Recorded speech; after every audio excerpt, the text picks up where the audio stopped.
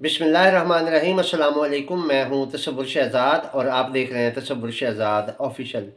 नाज़रीन, पाकिस्तान और ईरान की हालिया कशीदगी के बाद सूरत हाल में एकदम तब्दीली आई और उसके बाद फिर ये सारी गर्द एकदम बैठ गई। उसमें पाकिस्तान की सलामती कमेटी का जो इजलास था, फिर उसके बाद काबीना को एतमाद में लिया गया और मुश्तरका फ़ैसले के बाद दोबारा ईरान के साथ ताल्लुकात बहाल हो चुके हैं। इस मामले के पीछे क्या फैक्टर था? अचानक ये क्यों हुआ? ईरान ने किस बुनियाद पर अचानक हमला किया और पाकिस्तान ने किस बुनियाद पर कौन से दबाव में आकर दोबारा हमला किया और उस पर ये मामलात ख़राब हुए और फिर अचानक सफारती ताल्लुकात मुनक़ता कर लिए गए। तो इस हवाले से आज हमारे साथ मौजूद हैं मुमताज़ आलमी तज्ज़िया कार और आलमी मसालियत कार और मारूफ व्लागर जनाब फैसल मोहम्मद साहब। बहुत शुक्रिया फैसल साहब आपके वक्त का। सबसे पहला सवाल यही कि ईरान की जानिब से जो हुआ और फिर पाकिस्तान ने जो रद्द-ए-अमल दिया, इसमें बुनियादी चीज़ आप क्या देख रहे हैं कि क्या वजह थी कि अचानक ही ये सब कुछ हुआ? देखिए आपका बहुत शुक्रिया। असल में हुआ ये कि आपको ये तो इसमें तो कोई बताने की कोई बात ही नहीं कि पाकिस्तान के और ईरान के कितने अच्छे ताल्लुकात हैं और ईरान हमारा एक ब्रदर मुल्क है और आपको पता होगा कि जब पाकिस्तान बना तो ईरान ने ही तस्लीम किया। और इसके अलावा सबसे बड़ी बात ये कि जब 65 की जो वॉर हुई थी, उस वॉर में और जी, 1 की वॉर में 71 की जंग में हमें जितने भी मामला थे, जो हमारी आर्मी की रिफ्यूलिंग के मामला थे, दूसरे तीसरे उसमें ईरान ने हमेशा हमारा साथ दिया है और हर मुश्किल वक़्त जी, में ईरान हमारे साथ खड़ा रहा है। लेकिन असल में बिल्कुल ये सही। जो कुछ हुआ ना, इसको आपको देखना होगा असल में बहुत ज़्यादा वाइडर रोल के अंदर, क्योंकि ये मामला जो है, ये बेसिकली बुनियादी तौर पर बैनुल-अक़वामी जो इस वक़्त शतरंज के ऊपर जो चालें चली जा रही हैं, जो कि जी, आलम इस्लाम के खिलाफ और मुसलमानों के खिलाफ जो एक इनका प्लान है, इस्तेमारी कुव्वतों का, ये सारा मसला उसी तरफ से जी, आया है। अच्छा, अब ये आपको पता है कि ईरान के अंदर जो पावर सेंटर हैं, वो बहुत सारे हैं और जहाँ पावर सेंटर बहुत ज़्यादा होते हैं, वहाँ पर फिर ये होता है कि कुछ लोग फैसला साज़ खुद फैसला करते हैं। अब इसके अंदर हुआ ये कि ईरान के बारे में आपको पता है कि इस वक़्त जो सेहूनी ताकतें इस वक़्त मुसलमानों के खिलाफ सारी दुनिया में बरसर-ए-पैकार हैं और अमेरिका उनकी जी, सरपरस्ती कर रहा है। अच्छा, अब आप अगर जी, ईमानदारी से देखें, मतलब इसमें कोई ताज्जुब की बात ना रखें, ना कोई मुसलमान वाली बात भी ना, जनरल अगर आप एक गैर जानिबदार होकर तजिया करें, तो आपको ये नज़र आएगा कि इस वक़्त दुनिया में जितनी भी मुसलमानों के खिलाफ जो भी साजिशें हो रही हैं, उसके खिलाफ अगर कोई मुल्क सही मायनों में अगर खड़ा है, तो वो ईरान है। और ईरान ही फिर उन कुव्वतों को सपोर्ट कर रहा है जो कि मग़रिब के या इस्तेमारी कुव्वतों के खिलाफ लड़ रहे हैं। तो अब बहुत सारे लोग तो ये इस पे एतराज़ भी कर देते जी, हैं कि जनाब वो ईरान ने पाकिस्तान पर हमला कर दिया, ईरान ने इसराइल पर हमला क्यों नहीं किया? भई ईरान इसराइल पर जो हिज़्बुल्लाह के मज़ाहमती जो कर रहे हैं और जो हमास कर रही है, जो यमन कर रहे हैं, अंसारुल्लाह है, हमारी ज़ैनबियून है और हमारी जी, जो फ़ातिमियून है, ये सारी तंज़ीमें एक किस्म से ईरानी है। वो हमें मुसलमानों का और इस्लाम का दिफ़ा कर रहे हैं, क्योंकि अमेरिका ने तो सारी दुनिया में अड्डे फैला रखे हैं। किसी मुसलमान मुल्क के अंदर तो इतनी ताकत भी नहीं है। तो अब ज़ाहिर-सी बात है वो अमेरिका का मुकाबला करते हैं। तो ये चीज़ जो है बुनियादी तौर पर अमेरिका को खल रही थी और इसराइल ने भी ये प्लान बनाया था कि किसी न किसी तरीके से ईरान के ऊपर जो है हमला करें। लेकिन इनको खतरा ये था, क्योंकि चीन ने सऊदी अरब को और ईरान को करीब कर दिया था और ये समझ रहे थे कि ईरान की इस खित्ते के अंदर अहमियत बढ़ती जा रही है और अल्हम्दुलिल्लाह आपने देखा कि मशरिक़ वस्ता के अंदर भी ईरान की एक सियासी जो है एक मामला हो गया था। तो लिहाज़ा उसको करने के लिए इन्होंने कुछ थोड़ा-सा इसमें इंडिया को इस्तेमाल किया। इसमें तो कोई दो राय नहीं है, मैं मेरे पास मुसद्दक़ा खबरें आ चुकी हैं कि इन्होंने कुछ सबूत जो है ना फराहम करवाए हिंदुस्तान को। और वैसे भी आपको पता है कि पाकिस्तान के दरमियान और ईरान के दरमियान ये जो मामला चलता है, ये दोनों तरफ है, ये बात नहीं है। मतलब अगर ईरान से अगर मैं जाकर अगर पाकिस्तान के अगर ये बागी छुप जाते हैं, तो ईरान के अंदर वो जिंदुल्लाह और जैश उल अदल वगैरह दूसरे-तीसरे जितने भी हैं, वो सारे यहाँ पर मौजूद हैं। अच्छा, अब अगर ये बात तो दोनों को पता है, ये कोई नई बात तो थी नहीं, लेकिन इसको थोड़ा-सा ट्रिगर जो है ना, वो कर दिया था भारत ने। अच्छा, इसमें एक चीज़ ये भी देखने वाली है, हम तो ये कहते हैं चले ठीक है, ईरान ने थोड़ी-सी जल्दबाज़ी कर दी, जल्दबाज़ी ना करते तो बेहतर था, लेकिन पाकिस्तान ने फ़ौरन जवाबी हमला कर दिया। तो ठीक है, अगर पाकिस्तान ने किया, मैं गलत तो नहीं कहता, लेकिन मैं इसको थोड़ा-सा मेरे नज़दीक मेरी ज़ाती राय है कि ये नहीं होता तो बेहतर था। उसकी वजह ये है कि आप जब डाउन कर दिए थे आपने सफ़ारती ताल्लुकात ईरान के साथ, एक उन गिरा दिए थे, सफ़ीर को अपना रोक दिया, तो मैं समझता हूँ ये काफ़ी था। और उसके बाद आप ईरान से कह सकते थे भई हम जब तक आप हमें मतलब इसके शवाहिद नहीं देंगे कि आपने ये काम क्यों किया और आइंदा करें कि ऐसा ना करें, ये कौन-सी गलतफ़हमी थी, किसने आपको रिपोर्ट्स की, क ज़ाहिर है कोई ना कोई तो वजूहात होती है ना, ऐसे तो उठ के तो कोई नहीं कर देता कि आँख खुली हो जाके किसी ने ट्रिगर दबा दिया। ऑब्वियसली कोई ना कोई कॉन्स्पिरेसी होगी तो उनको शेयर करना चाहिए था कि आप हमसे बताएँ, लेकिन ऐसा नहीं हुआ। कुछ लोग थे, आपको पता है इसमें भी मगरिब का हाथ था और ये भी आपको बताने की शायद मुझे ज़रूरत नहीं होगी कि ये जो यहाँ पर जो जिंदुल्लाह है या इधर-उधर जितनी तंज़ीमें हैं, इनको फाइनेंस कौन करता है? मगरिब ही करता है, सारे का सारा वेस्ट का खेल है। तो ये मैं सारी चीज़ें समझते हुए इनको मैं समझता हूँ कि थोड़ा रिस्ट्रेन का मुज़ाहरा करना चाहिए था, लेकिन बहरहाल नहीं किया। लेकिन ये तो एक असल में बुनियादी तौर पर इसकी वजह-वजी कि इसके पीछे कॉन्स्पिरेटिव थ्योरी थी। अब आपका ये कहना है कि ये असरात क्या होंगे? देखिए, असरात तो हालिया तौर पर तो ये मामला नज़र आ रहा है कि कूल डाउन हो गया और बड़ी अच्छी बात है और हम इसकी हिमायत भी करते हैं।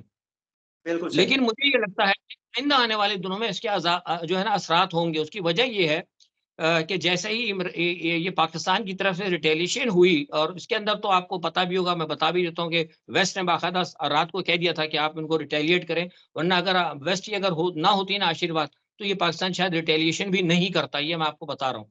लेकिन खैर बहरहाल अब हुआ ये कि जब इन्होंने कर दिया तो इसके जो है ना असरात ये निकले हैं कि इसराइल के यहाँ पे जो एक ज़राए हैं, उन्होंने ये कन्फर्म किया, उन्होंने कहा कि पाकिस्तान के जो हमला हुआ था ईरान के ऊपर, जो अटैक उसने किया, उससे हमें एक हौसला मिला कि हमें जो है ना अब ये खतरा था कि अगर खुदा ना खास्ता हम ईरान पर जाते हैं, तो पाकिस्तान की तरफ से या किसी तरफ से कोई रेजिस्टेंस होगी। लेकिन अब उनको ये पता लग गया कि जब एक दफ़ा हमला जो है पाकिस्तान यानी जो ब्रदर इस्लामी मुल्क है, वो अगर नहीं बर्दाश्त कर सका, तो हम पे तो मुसलसल हमले हो रहे हैं ईरान की तरफ से, ईरानी मज़ामती तंज़ीम हो गए। तो that's why we have to write कि हम भी अब जाएँ। तो मेरे पास ये इत्तलात है कि वो ईरान के खिलाफ जो है इस वक़्त वो कार्रवाई करने की वो कोशिशें कर रहे हैं। तो इसके ये जो मुज़म्मरात जो है मनफ़ी निकलेंगे। अच्छा, इसमें ये कुछ इतलात थी कि ये जो दहशतगर्द निशाना बने हैं तुर्बत में, ये ईरान पर हमले की कोई मंसूबाबंदी कर रहे थे, जिसकी ईरान को इतला हो गई थी और ये कोई अमेरिका का दिया गया एजेंडा था। तो इस हवाले से कोई है आपके पास इतला?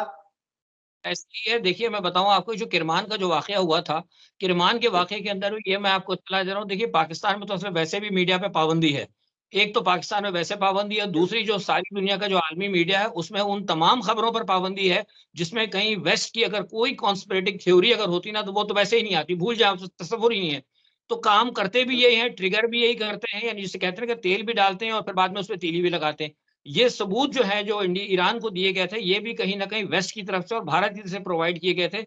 यही मैंने आपसे कहा था कि अगर ये चाहिए था पाकिस्तान को कि उनसे कम से कम शेयर करते, डिप्लोमैटिक से भई आपने जो कर दिया उठ के अचानक, इसकी कोई रीज़न तो होगी ना, कोई वजूहत तो होगी, लेकिन ऐसा नहीं हुआ। तो ये आप जिस तरफ आप इशारा कर रहे हैं, ये बात किसी हद तक दुरुस्त है। बिल्कुल सही है। अच्छा, ये जिस तरह यूक्रेन और रूस का इश्यू है, क्या ये मामला ईरान और पाकिस्तान को भी वो उसी तरह तसादुम में ला के वही पॉलिसी तो नहीं थी य मगरिब की?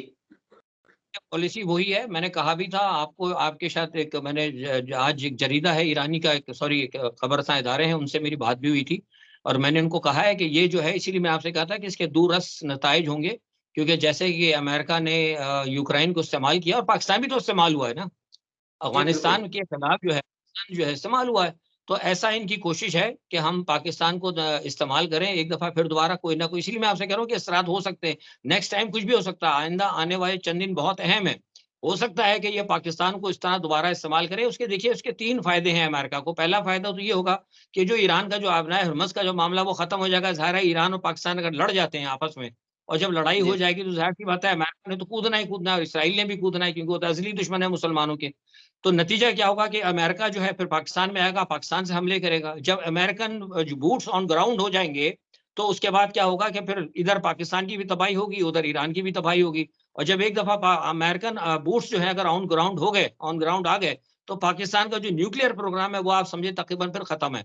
ठीक है? उसके बाद आप ये समझ लें कि पाकिस्तान के न्यूक्लियर नहीं रहेगा और साथ ही साथ जो है फिर उसके बाद ये भारत को इनवाइट करेंगे कि जनाब आ जाइए, हालात खराब हो गए, आप चढ़ दौड़े। गिलगित-बल्तिस्तान या कुछ इलाका जो है जिन्होंने मार्क किया हुआ है वो मार्क कर लें। उसका तीसरा बड़ा अमेरिका को फ़ायदा ये होगा कि वो चाइना को कंटेन कर लेंगे। तो ये जो है वर्क जो ब्लूप्रिंट जो इनका तैयार है उसमें ये चीज़ मौजूद है। अब ये कब करते हैं ये देखना होगा और ये हमारे अरबाब-ए-इख्तियार हैं, उनको देखना पड़ेगा कि हम पाकिस्तान के खिलाफ जो इंटरनेशनल जो कॉन्स्पिरेसी चल रही है उसका हम आलाकार बनने से मुहतात रहें।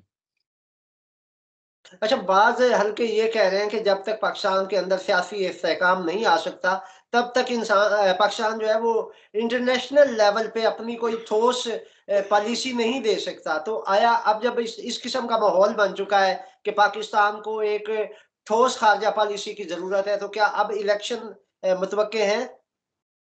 कि जो लोग ये बात कह रहे हैं, मैं बिल्कुल सही कहता हूँ, ये बात बिल्कुल दुरुस्त है। मैं आपकी इस बात को एंडोर्स करता हूँ, उन ज़राए को भी एंडोर्स करता हूँ।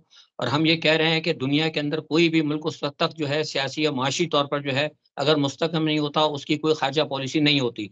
तो पाकिस्तान के अंदर ये है, हालात दुरुस्त करने के लिए बेहतर होगा कि इलेक्शन करवाएँ, और इलेक्शन इनको करवाना है। मेरे पास जो इत्तला है, मैंने आपको बताई भी थी कि इलेक्शन ये करवाने जा रहे हैं।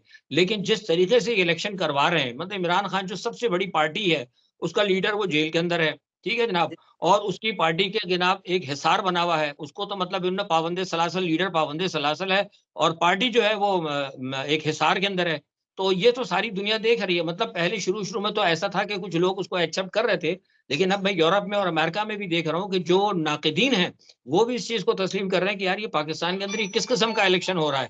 तो लिहाज़ा ये जो है एक मामला है, इनको देखना पड़ेगा। अगर ये इस तरीके से उन्होंने इलेक्शन कराया, तो एक तो सबसे बड़ी बात है कि इस इलेक्शन की कोई क्रेडिबिलिटी नहीं होगी। और दूसरा ये कि पाकिस्तान के हालात जो है, अगर इस किस्म का इलेक्शन का जो नतीजा लाएँगे, तो ये मैं आपको यकीनन बता रहा हूँ, मेरा तजुर्बा भी है और आने वाले हालात भी मैं देख रहा हूँ कि पाकिस्तान के हालात मज़ीद जो है ना, वो खराब हो जाएँगे।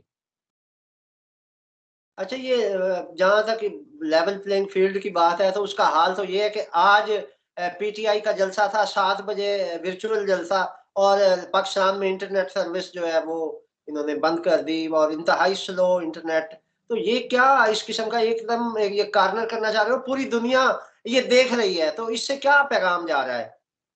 असल में लेवल प्लेइंग वो वाला लेवल ये है प्ले कर रहे हैं, यानी बिल्कुल ही लेवल कर दें, यानी एक जमात को टोटल खत्म कर दें।